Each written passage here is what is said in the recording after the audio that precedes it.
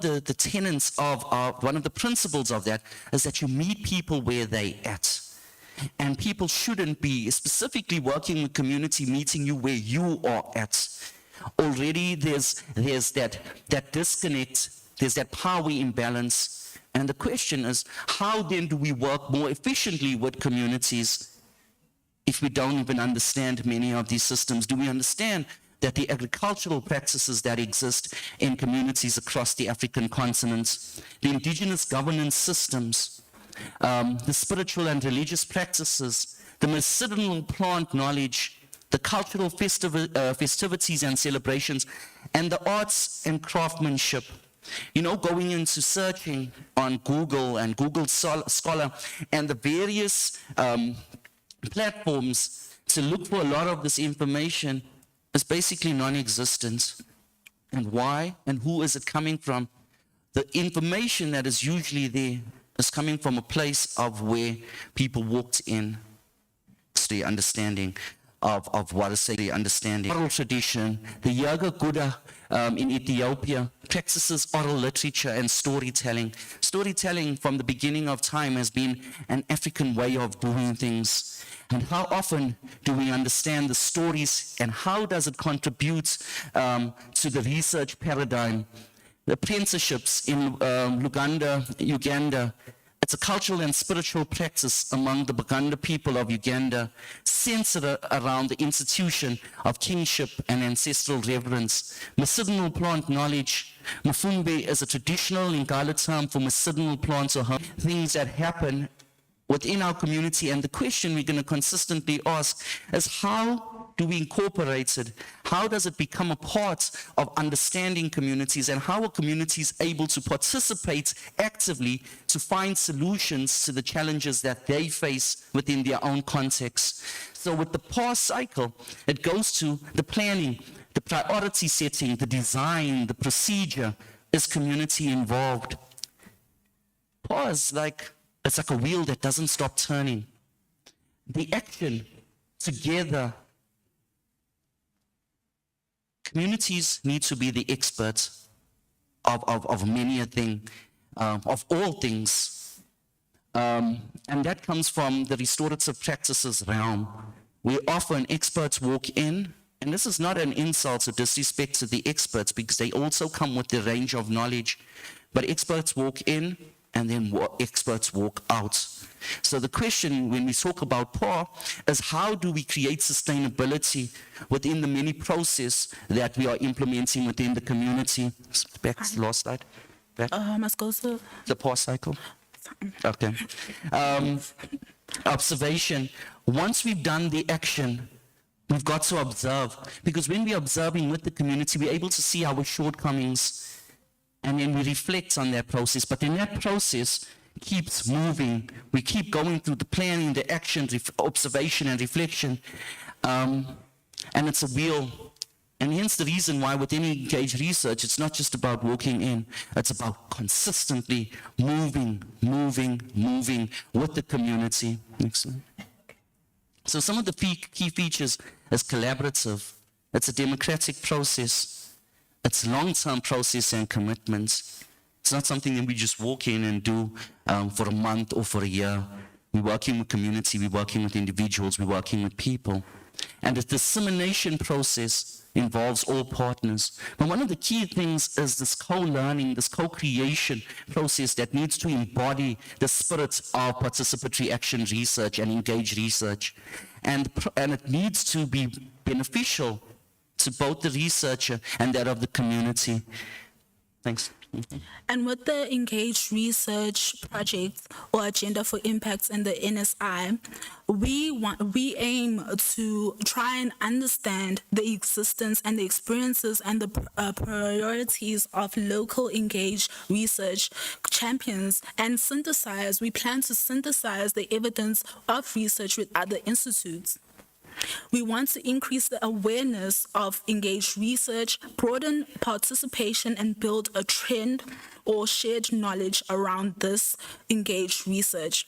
And by doing that, this is how we're starting with collecting information, trying to get data, trying to get stuff into creating a database or knowledge base and a knowledge hub for engaged research. And that's how I get into the methodology of the scoping review that we had planned to present. So with the methodology, what we basically did was just to review how is engaged research evolving in the African context and how involving communities in the African context looks like. We went through various processes, which I'm not going to get into now because of time constraints, but we went into a lot of databases, Scopus, Google Scholar, PubMed, and we looked for as many journal articles and community engagement projects that have been done in the past by other African countries and just sussed out how they implemented what they did and how to take from that. And from there on, we are planning on writing literature reviews. We're planning to create an evidence map and a stakeholder map for us to be able to create a peer or a component of engaged research and frameworks that will guide us through under the NSI, they'll guide us through how to partake in engaged research in a proper way, in a guided way, as much as it's a free and unstructured type of research approach. That's what we're trying to aim to.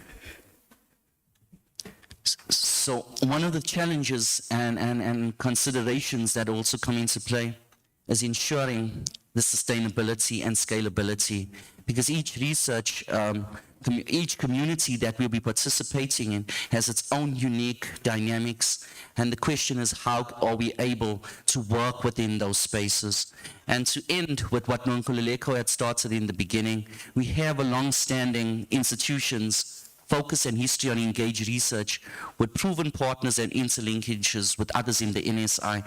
The question is, how are we able to collaborate with each other to be able to embrace these participatory approaches and innovation and unlock the full potential of our African countries and foster economic growth and address the complexities that exist within our continent.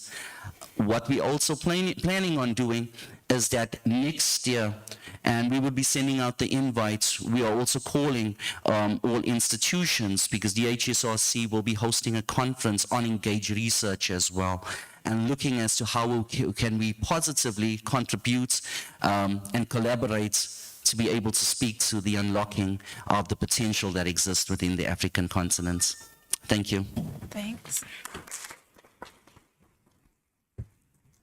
Thanks so much for that input on engaged research. While we get the next presentation up, it's going to be a video presentation. I'm going to take one question for now. I'm sure we'll have time towards the end. I see an enthusiastic hand up there. So I'm going to start with you. And I'm sure we'll have more time because of the video presentation. Thank you very much. Good morning, colleagues.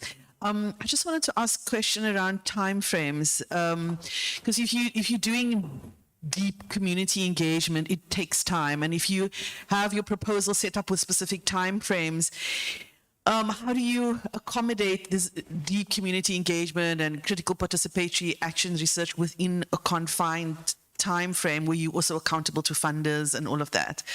Yeah, I'm just keen to know. It's something I'm also struggling with. Thanks.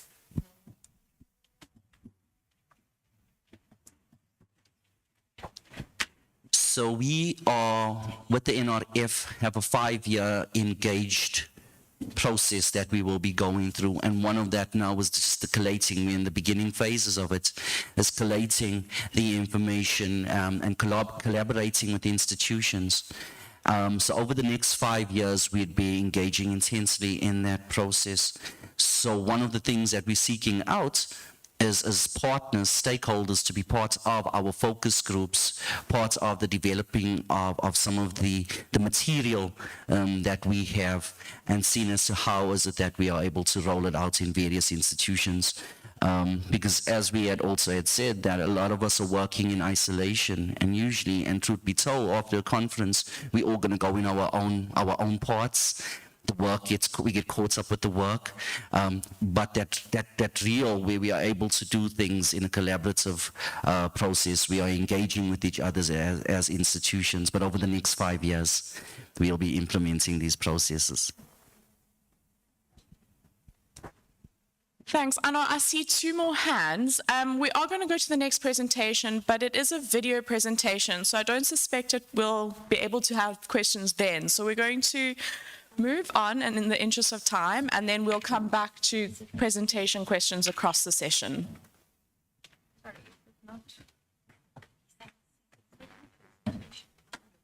Hello everyone, my name is Claire McCann and I'm coming to you virtually.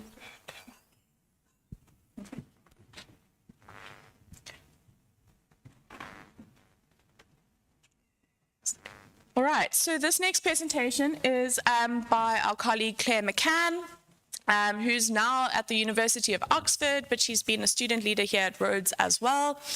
And this is the historical idea of what community is from the perspective of 2 Eastern Cape higher education institutions, and it's stories from the archive. So we'll hand over to Claire. Hello everyone, my name is Claire McCann and I'm coming to you virtually today from the University of Oxford. But my presentation very much centres on South Africa and the Eastern Cape in particular. I'm going to present on the historical idea of community at 2 South African higher education institutions, drawing on stories from the archives. The year 2015 ushered in a new era of student activism in South African universities. The University of Cape Town drew attention when students began to protest the Rhodes statue presiding over campus. And this was the beginning of the Rhodes Must Fall movement, leading to the removal of that Rhodes statue. This toppling of Rhodes made visible the ways historical systems of power and exclusion continue to haunt our contemporary universities. But the resurgence of student activism also indicates a growing appetite for change. If leveraged fully, this activism could be a springboard for us to take seriously the nurturing of more inclusive universities. This possibility is part of a history of student resistance, and specifically contention about who belongs to the communities enclosed within universities. To fully understand this possibility, in this presentation I'm going to turn to the past. I'm going to highlight some insights about community from histories of 2 South African higher education institutions, namely Rhodes University and the University of Fort Hare. And ultimately, this analysis reveals that our universities are contested spaces. We end up with a history that is not linear and where the relationship between universities and communities is phases of inclusion, exclusion, and resistance. This contestation is important because it indicates not only the continuity of this resistance, but also shifting spaces and moments of change that we can draw upon as we aim to cultivate a more inclusive present and future. I'm therefore going to conclude this presentation by learning from this historical experience and offering some lessons for the future of our community engagement. But let's start with who belongs to the university. The concept of community is difficult to pin down. Community exists within a university made up of staff and students comprising the system. And universities may also comprise larger knowledge communities brought together by shared epistemological, political, and experiential conditions, thus transcending campus walls. These expansive knowledge communities often emerged as a result of imperial linkages. In settler colonies like South Africa, universities are historically part of a circulating imperial network. As universities in the metropole became connected to institutions in colonies, the British epistemic community specifically was unmoored from geographic underpinnings, and networks between these institutions began to straddle the local and global. But these epistemic communities, though expansive, were bound by race and gendered forms of trust up until the 20th century. The boundaries of the British knowledge community became less about geography and more about shaping a distinct racial and cultural community. But today, when we think of universities reaching out to communities, the people that often come to mind are the groups that have been marginalized from these knowledge communities. These could be civic organizations, schools, or the people, those near but outside of universities and historically excluded from these spaces. We tend to think of the community out there and separate from our universities. This dichotomy between university and community has roots in European medieval universities like Cambridge and where I am, Oxford. These institutions involved the enclosure of knowledge. They were purist universities and cloistered communities for reflection. Paul and Tandon reflect on this creation, and they indicate it was an act of enclosing knowledge. They argue that those within the walls became the knowers, and those outside the walls became the non-knowers. The enclosing of the academy dispossessed the vast majority of knowledge keepers, forever relegating their knowledge to witchcraft, tradition, superstition, folkways, or at best, some form of common sense. This enclosure therefore nurtured exclusive communities. But we are slowly starting to recognize the boundaries of what is considered legitimate knowledge, and from where it can emerge, are not fixed but can change over time. Our epistemic communities are not static but can expand to include various other agents. Our knowledge communities are thus socially constructed, and this social construction indicates that universities can transform to become more inclusive in the 21st century.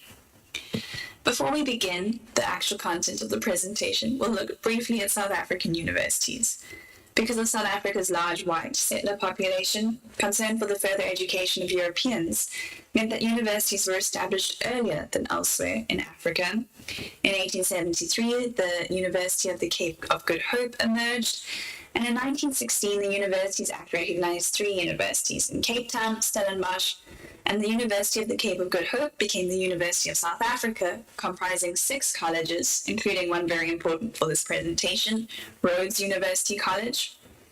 The historically liberal universities of South Africa, so these were Cape Town, Rhodes University, English-speaking colleges, frame their histories often in opposition to the growing apartheid state.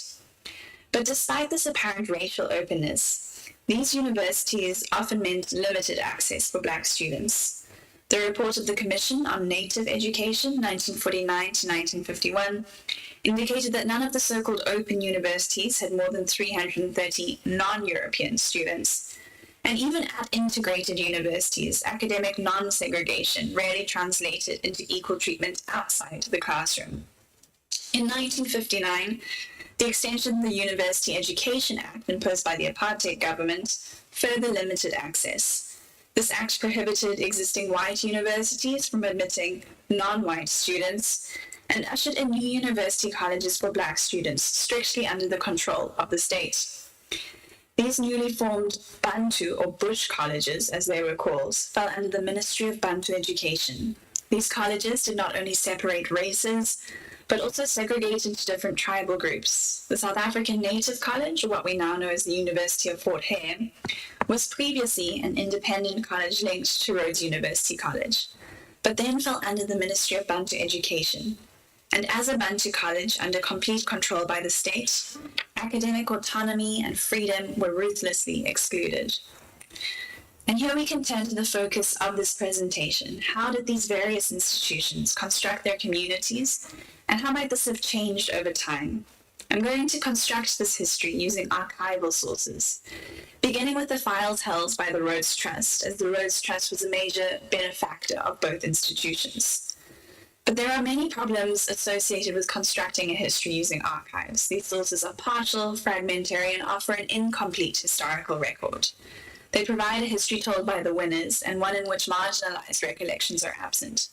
Of all the letters I read from this collection, I found only one Black man's voice. This was the voice of DDT Jababu, an important person in South African history overall, but important for this presentation as the first African lecturer at Fort Hare. We have an image of him on the right. I also draw on another archival source, the Black Consciousness files held by Oxford's Bodleian Library, which bring to the forefront student resistance against the apartheid state. And I also use secondary sources in this construction. Given all of this, I invite you to think of the following history as incomplete, messy, full of contradiction and gaps, but also hopefully one that provides lessons for the future of our universities. So let's start with the imagined community of Rhodes University College. This was initially designed to fulfill the educational desires of English colonial settlers, originally intended to extend and strengthen the imperial idea in South Africa. It was created, in fact, as a kind of Oxford in the bush, very foreign-orientated. Rhodes University College was as much a political invention as it was an educational approach, and we see this in the Secretary's notes of the Rhodes Trust. So in 1904, you were here, as the trustees understand, the foundation of a university college in the capital of the Eastern Province is a necessity, educational and political. And the Secretary Boyd later also states that it would be idle to conceal the fact that the Rhodes College will also have a certain political bearing. The Eastern Province is conspicuously more English and loyal to imperial ideas than the Western. And in a letter from one of the professors to a Rhodes trustee in 1911, I have emphasized the word English because the Eastern Province population is essentially descended from the 1820 settlers and is of clean English stock. It is in the East, therefore, that there is the stronghold of English ideals, customs, and so forth, which, without being aggressive, are wanted to counterbalance the overwhelming predominance of other ideals elsewhere. Then the Secretary's report in 1927 again reiterates it was certainly the pleasantest educational institution which I saw in South Africa, and had a spirit about it which is more like that found in the best English colleges, with something of the freedom and charm of South African life added. So this was a community for English settlers, not necessarily locals of the Eastern Cape. And although these settlers came from all parts of Southern Africa, in fact, local members of the Grahamstown community, and specifically the black residents, were barred from, in fact, entering the university space. And we have this racial and spatialized division between the groups. As one former student recalled, in the 1970s, the township was barricaded and a no-go area for any white person. The anger was so palpable as to have a physical presence, a kind of static in the air. Then to compare to Fort Hare's imagined community. Fort Hare was also similar in that it came from empire, but was different because it was designed as a university for native people in a specific locality. But it did start as a mission school known as Lovedale, specifically designed to bring Christian teaching to so-called natives. Fort Hare emerged as a college out of concern for foreign influences. So if you read the proposal for what was then South African Native College in 1911, we have the statement that native students have within recent years to obtain in America, England, or elsewhere the education that is often denied to them at home. These students are brought into contact with social and political conditions very different from those in their own country. They may return to South Africa somewhat strangers to their own people, if not, according to this source, with a sense of discontent and injustice which might become a serious, that's meant to say serious, source of mischief. So we have this very racist justification coming through for creating a university in a specific community as opposed to letting students study elsewhere. And this is again reiterated by the Rhodes trustees and secretaries, with one saying, I feel pretty sure that it will be far wiser to give the South African black man all the training to which he aspires, and then racist terms, or of which he is capable, where he is not too much divorced from his native surroundings.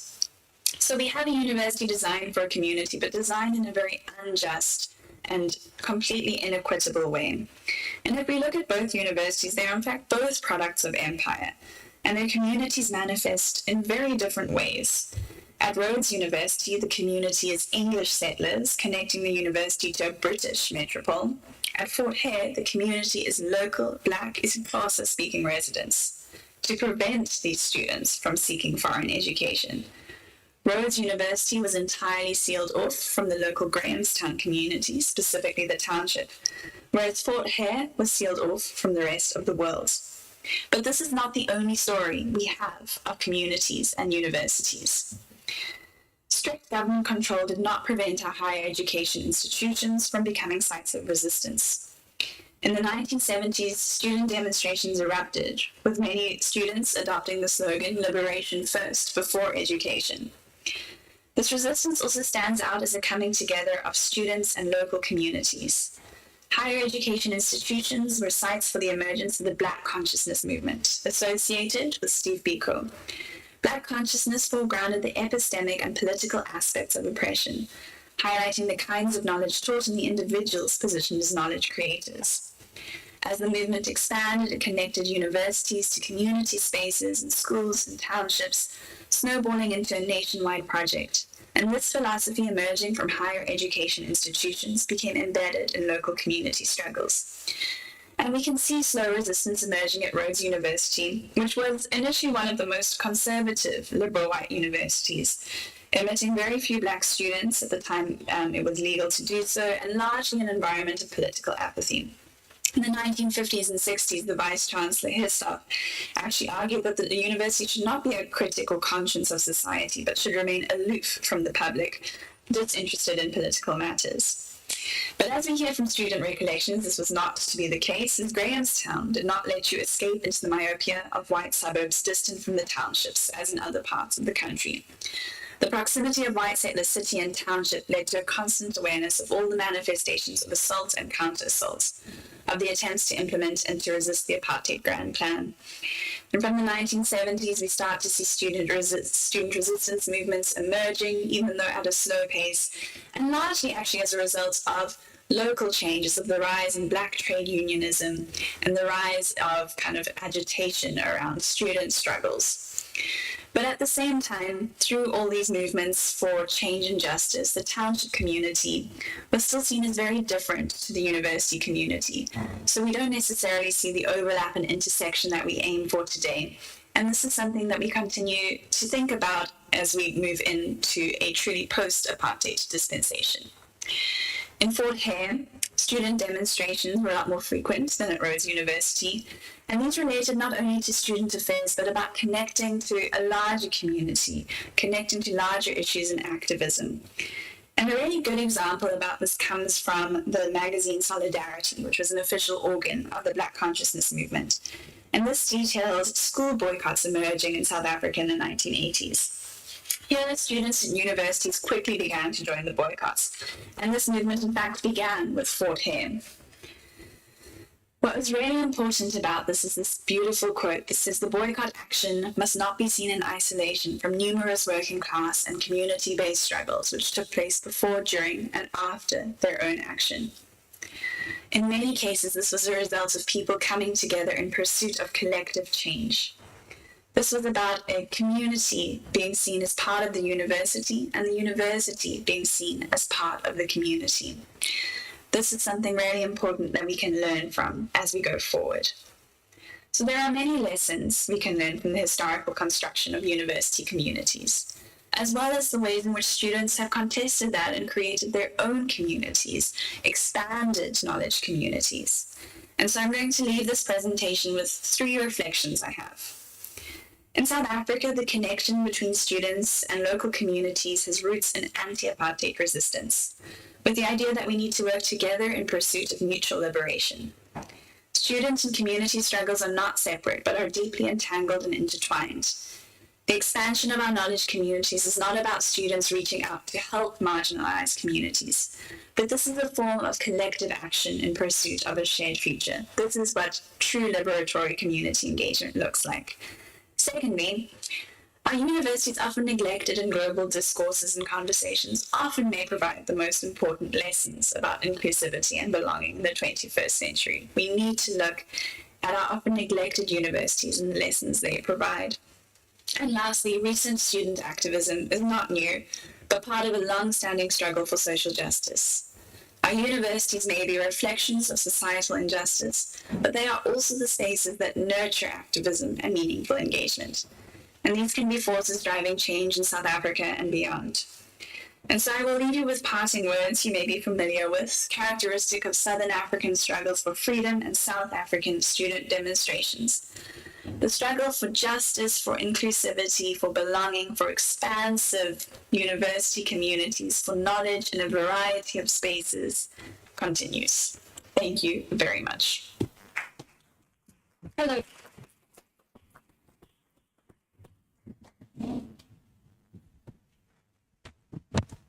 I wish Claire was here so she could hear the thank you. But I think that we've all gained a lot from that presentation. I know Claire didn't share her email, but if anyone would like to connect with her around that, I'm sure she'd be open to connecting, and I think we're happy to share that email address with you. Our next presentation is by our UKZN team. I think Angela James is here Angela James is here and she'll be presenting next about how we grow with communities and what is good practice. So I'm going to let her set up.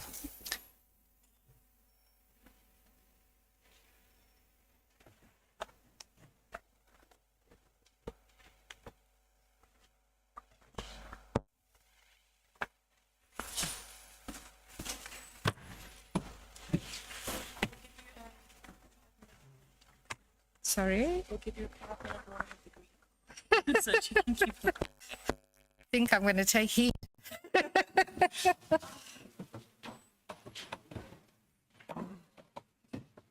Please put it in. It's the angle, the bad angle. Okay. Okay,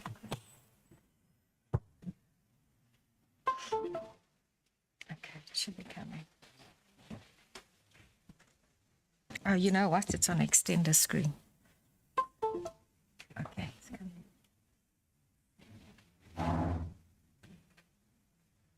Okay. Okay, now I put it there. Okay, thank you. Okay, good morning, everybody. Thank you for the opportunity, and I'm quite sure you can see all the names on the screen there. And we were told, sorry, no money, pay for yourselves, get there however you're going to get there. We can pay accommodation for 2 people. Well, nobody else could find money for transport and registration. So in a way, that's what happens. I think what I'm alluding to is the fact that CE is the poorest cousin of anything within a particular university. And I'm going to claim that, I'm going to say it very openly, although I'm always scolded for saying it, but that's fine. We experience it in so many spaces, places, and in engagements with so many people. So obviously within the School of Education, which is part of UKZN, there are 19 schools. We are the School of Education, and within the School of Education, we have a community engagement committee. Within that school, since 2017, we had the position of academic leader, community engagement, formally recognized and constituted. Within and across the university, there are supposed to be academic leaders for all 19 schools. I just spoke to one of the academic leaders last night, who is here, and he said, yeah, we have it, but nothing much is happening. So one of the things that I really do want to say is that last night I sat and I listened to everybody, and I just thought, there's so much that we can do together. We together can have a major project with the good practices as well, or even just other practices. Anyway, let me get to what I want to work with. So you'll notice the words are grow with and good practices. So how something appears is always a matter of perspective, and that's something that we really, really need to focus on. And I love the presentation just now because the historical discussion, conversation, we've got to say conversations, are things that we actually shy away from. And one of the questions that I raised was community engagement in the 1820 Settlers Monument Building. Okay, it would be very interesting for us to discuss why this particular place, whose perspective and what are our collective feelings about all of that. And I think when you're looking at that block and you're saying that the block is CE, each one of us, as what has been evident from, I only arrived late yesterday because we had grad the 13th and the 14th. So there are so many terms that are being used for it. And I must say that one of the things that we really have to think about is, yes, there are models that or we all use. There's terminology that we use, etc. At the end of the day, what are the practical implications and what are the practical initiatives, activities, etc., that we are actually working with when we are working with communities? But I just, in terms of setting the scene, yes, every university has a plan, strategic plan. It's a plan. It's a policy. We really must say that. High impact societal and stakeholder community engagement. Who decides what that all is? And within the School of Education, when we had our strat meeting last year, we had a group of individuals together, and that is what they came up with in terms of community engagement within the School of Education. And you can quite clearly see the terminology that is being used is very common that you would find within various contexts and various documents as well. I think what is also an important aspect is to facilitate and promote avenues for cultural and creative expression, to foster a rich, okay, yes, how? Because these are the things that we need to focus on so much more. And if we are setting the scene further and we're saying, let's look at the SDGs and let's look at which SDGs are we working with within our School of Education, quite clearly you can see, based on the context within South Africa, not just within KZN, these are the particular issues that we are confronted by, and they are not the only ones. So the question is, who and how is all this decided in terms of which ones are we going to work with? How will we work with it? And also, how will we achieve it in terms of social, economic, and environmental spheres? I think you will know that beginning of this year, NSFAS was the biggest disaster ever, and so many of our students were starving. How do you teach a student who is starving? And yet, lectures went on. I have no idea how we actually relate. Anyway,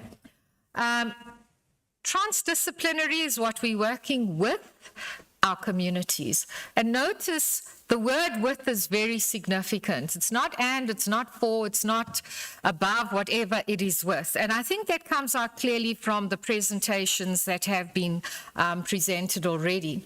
And when we think about achieve meaningful interactions, who decides on what those meaningful interactions are going to be? Yes, we've spoken about how we go to communities. Do the communities come to us? Do we go to them? What are the meaningful interactions? And when we speak about for or with mutual benefit, community engagement is such a complex space that we all engage with. And notice I'm saying that we all engage with in question marks. So what I'm sharing now are just some of the initiatives that we have been working with, and it's looking at the nature of the processes and changes and really the purpose of the relationships that we have, all in all. So with regard to professional development, there are a number of different initiatives that we have been engaged with. And when I speak about professional development, there's a range of how it is actually played out. Are we approached by individuals who are looking at programs that can be funded and then get a group of individuals, teachers, etc., together and then promote and actually present these programs to them? Or is it us designing, within our school, designing programs and saying, well, this is really what we have found in the grade 10 or in the grade 10 or 12 curriculum and the issues that teachers are grappling with, so let's design this. Or is it communities coming to us, for example, early childhood practitioners with level 2, 3, and saying, we really require some sort of enhancement. Please, can we have programs that we can work with? And then we have a meeting, and the one meeting was over, the workshop was over 130 people just from the KZN local Durban community who came together. We developed an action plan and guidelines of how we could work, and therefore looked at possible programs that we could be working with. So creativity is one of them, autism is another one of them. And one of the things that we are finding is that communities are becoming more and more vocal about what it is they would like to see. And in our last autism workshop, one of the parents actually said, it's actually a shame that the universities are not having programs with us as the community. They're only focusing on the students. And that is a shame, a big shame. Okay, so we have partnerships. We have a lot of different programs with our students as well. Enhancement programs, some of it funded, some of it not funded. And all you do is you ask colleagues to volunteer.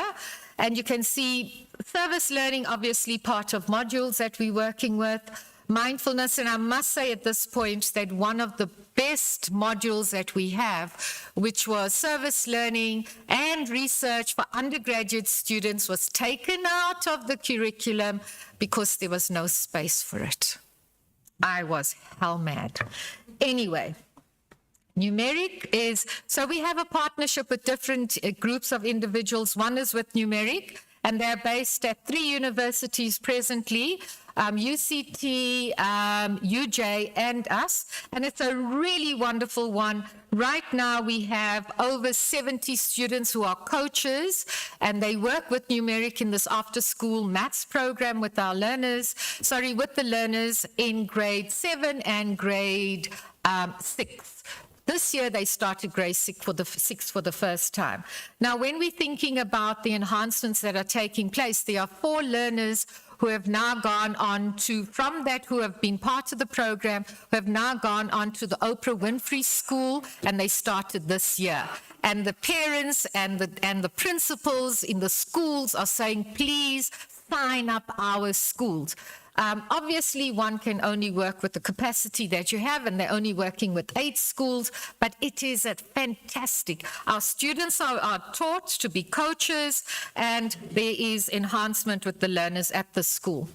With regard to the media, and I will go to some of it just now, we have a magazine, and we are now working with MUT. I must say that magazine has been nothing much has happened of it over the past, I think, 6 or 7 months, basically. And we also have a podcast site, which is really fantastic. All this is driven by students. Yeah, but students don't drive if you're not... notice this needs to happen, that needs to happen. And it's just, yeah. Anyway, international spaces. Within our School of Ed, we have MOAs and MOUs with so many international universities, and we work with our international office. So in some settings, the international office takes full responsibility for it. In our settings, we take responsibility for it with the international office. This is an example of engaging with communities. We all grow. That's our tagline. Engaging with communities, we all grow. How can we grow with you? And that was a KIC climate change education program where we worked with 20 geography and 20 natural sciences teachers, and they had to do change programs in the schools. And what we did in our university, we designed the materials for all 5 universities that were going to run the program. We taught online during the available, although there's one group that came in last year saying, we will charge 2,500. And this is becoming, I'm finding that's becoming more of a case now where people come in and say, we'd like to do these programs for your students, but this is how much they must pay. Then I say, sorry, no thank you. If we're going to do anything, it's something that the students must be a part of, and they must also decide, but there is no money that the students are going to pay for that. And you can see in the last one, so enhancement program that we had, and all the staff and students who were involved in that particular one. At the top, that's the service learning and community members who are present at the seminar presentations, and them standing up talking about their experiences of being part of the service learning engagements with the students, and they're obviously with numeric and what has happened with numeric. I think in terms of the School of Education, there's so much more. I will just show you one more bit. Community engagement, and we have our own website. And as you can see, in terms of the website, our students, we have a group of about 60 volunteers in our WhatsApp group, and we also share that with the students. So when there's ever an activity taking place, we share that with them and we say, okay, this is an activity, would you like to be involved in this? I just wanted to share this with you. This is the international exchange. We had a student from Brazil. We have an MOU with Sao Paulo University, and Beatrice in the brown is there. And we have a Fulbright student who is the one on the left-hand side, Ashley. And we work obviously with the schools. And we also, in that first visual, we had 4 students from Norway who were also doing their whole semester with us as well. So in terms of community engagement, we are always asking ourselves, what is it that we need to be doing more of? And when we think about grow, you know, people say, do an impact study, grow. That is the word that we need to think about. And if we focus on grow, then there are so many other things you can think about. How many people were engaged? How were they engaged? What was the nature of their learning and their reflections on those engagements as well? Yeah, I think I'll just stop there because I am conscious of time. Thank you.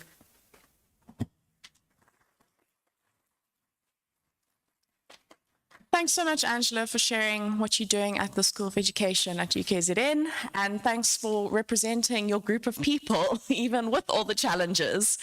So I'm going to open up for questions now. We have a bit of time. I know there were 2 questions earlier around engaged research.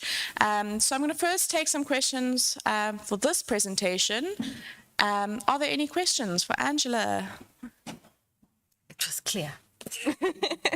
You've left us more than enough time to have a good discussion. So yeah, feel free. And I think, may I say, this whole thing about the way we're doing community engagement presentations, this must be the last time we do it that way. It's got to be a conversation. We should be sitting with 3 or 4 questions and having a conversation and developing ideas of how we should be working.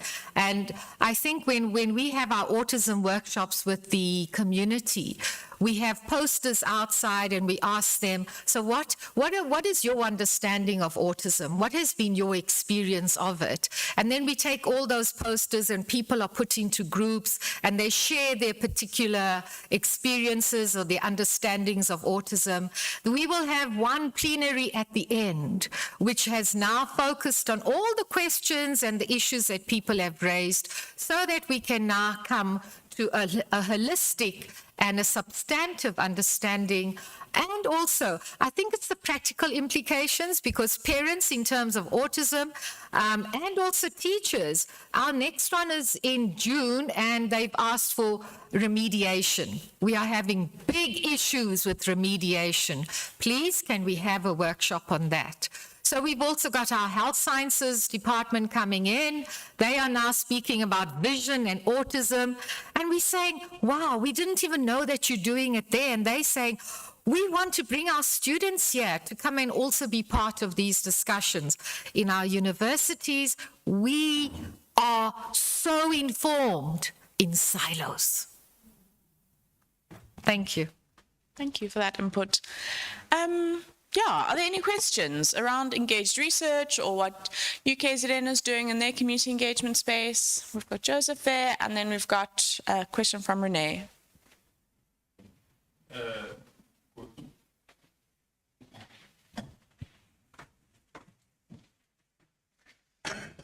Good morning. I'm not going to appreciate the presentation because I was not here. With reasons. I had a conference call in the morning, very critical one. In my benchmark exercises, I've been studying the models of UKZN as well in community engagement. Which one? There's Very interesting model that they are using, but I'm interested in your standard operating model. Often than not, when we do community engagement, we are told that we are not complying with ethical clearance. In my experience, where I'm coming from, ethical clearance will take you 3 months to attain from faculties, which is a serious hurdle. Do share with us good practices in as far as the ethical clearance are concerned, or the process, the value chain of the standard operating process. I found your document very much insightful. Is it practically possible? Thank you. Yeah, okay. Must I take another question or can I answer straight away? Yeah, that's fine. And then you can Yeah. answer them. Yeah, my question is for the Oh, okay. Oh, okay, okay. So thank you for that. So yesterday, you know, they spoke about the ethics and the fact that there was it the medical sciences? Well, we have two. There's the social sciences, and it's all online. There's the social sciences one, and there's for the health sciences as well.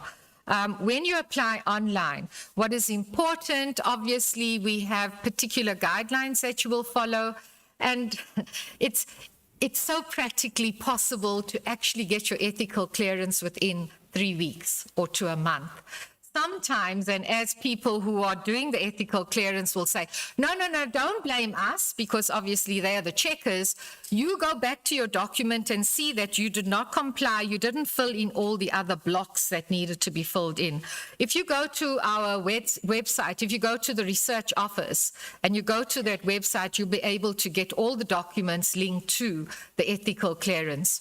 I think when it comes to us, when we were doing the research for the KIC, Professor Mudali, Ranika Mudali is the person who applied for the ethical clearance there.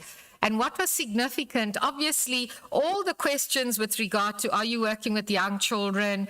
What is the, is there going to be harm done? You know, all those types of questions are also asked as well. And I think in terms of I must say, I have lots of fights with them when it comes to community engagement, because I say to them, if you think about the work, you want us to give you the names of all the community people, the informed consent from those community people, etc., before you can give us ethical clearance. We cannot do that. We cannot do that. How can we, and I listened to what was said yesterday, that initial discussion, etc., with the community is not part of your work. Well, I just think that if you are going to be going into a community and the community are open and they have asked for you to be present, which community, why should they be signing informed consent? For me, all that formality, at the end of the day, who's going and checking on all of that? So we do all this paperwork for what? Who goes and checks that all that was actually carried out the way you said you are going to be doing it? For me, it's the integrity of the individuals who are involved in the process. And everybody here will be saying, oh, how can you do that? This is a university.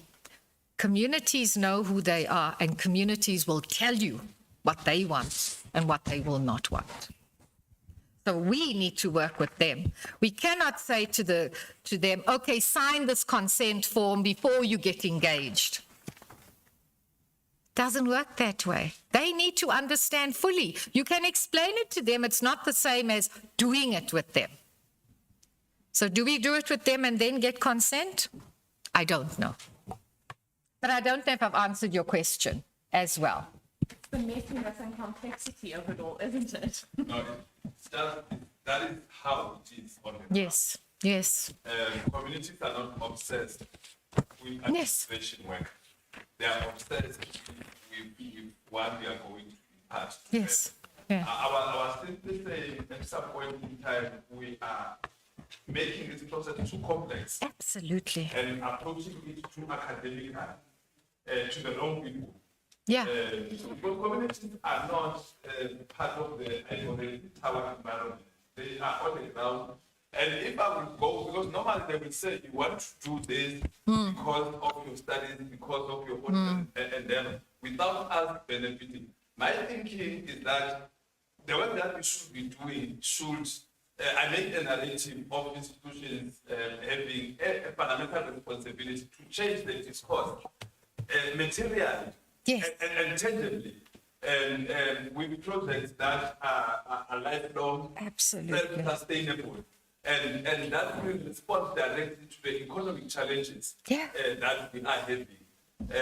I'm just saying it at that level because it's a concern. And when I check the practice across the sector, you find that we're struggling with one thing.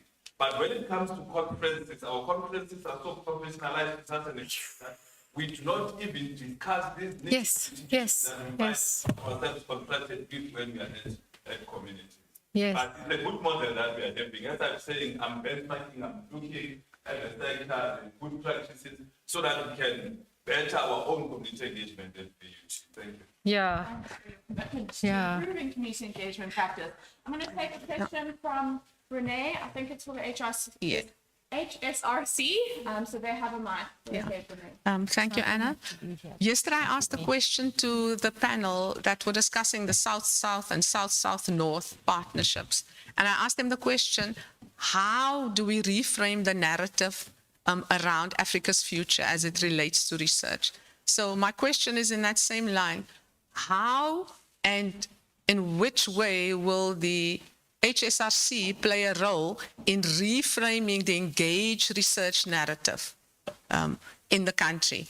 And I want you also maybe just your insights with that reframing the narrative, the intersection between decoloniality and social and epistemic justice, because that has come the last few days, that has been emphasized, decoloniality. Prof. Andre Keet emphasized it's social and epistemic justice.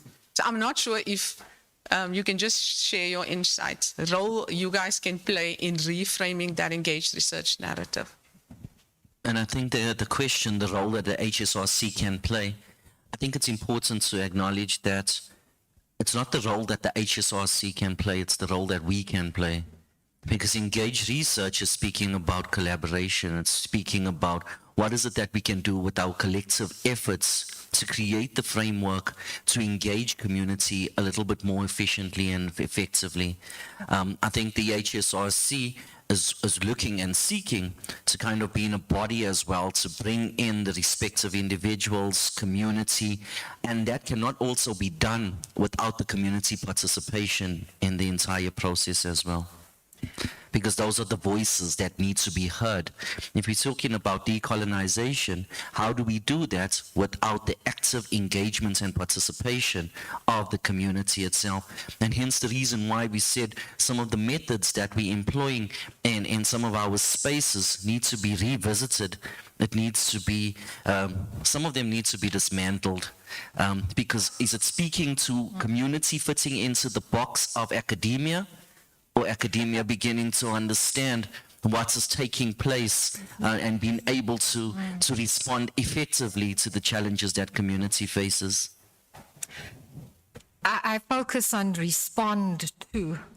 Who should respond? How? Why? When? You know, and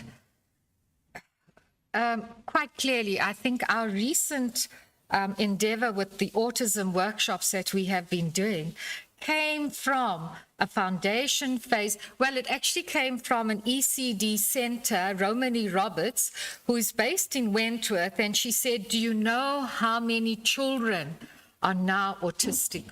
The numbers have just blown. So it went from her to our ECD collaborative. It's actually called KZN ECD Collaborative, and it's over 130 people in that grouping. From there, they then said, okay, let's have workshops with that. So when you're looking at that whole process of how that is evolving and it's growing, we really have to think about, that's just one space and one example. How many others could there actually be? And HSRC is like, and there's no frameworks.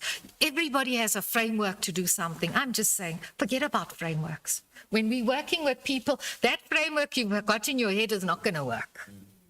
Those groupings that we have, we don't need frameworks. We need engagements where there is that real, and I really mean real, because some people will write about engagements, but they're never in the community. But when you're working with communities and that sort of interaction, I am going to say interaction, is something that is so significant. And it's about your personality as well. How are you working with people in any spaces that they are in? And at the same time, I'll tell you, there are certain places I won't go to for my safety. That's it. So you have, you've got to toddle with all these things. Yeah. Okay, I think I'm done. We've come to the end of our session. Thanks to all of our presenters. I think we have just started a rich debate in this room. So it's unfortunate that we've run out of time for the session, but I really encourage you, our speakers will be around now for tea, so please grab them at tea if you want to ask any further questions. Thanks for sticking with us and asking such rich questions and engagement.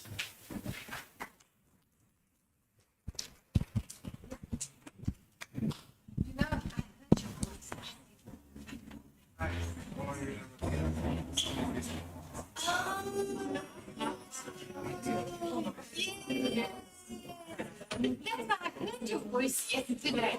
And I thought, oh, you have the great Garcia. And I said to you, you will come and speak at your case there. Yes, of course. I looked at my diary the other day, and I said, okay, that date's gone. I didn't ask him, but then there was something else, and I was thinking, we must actually do it. Oh, yes.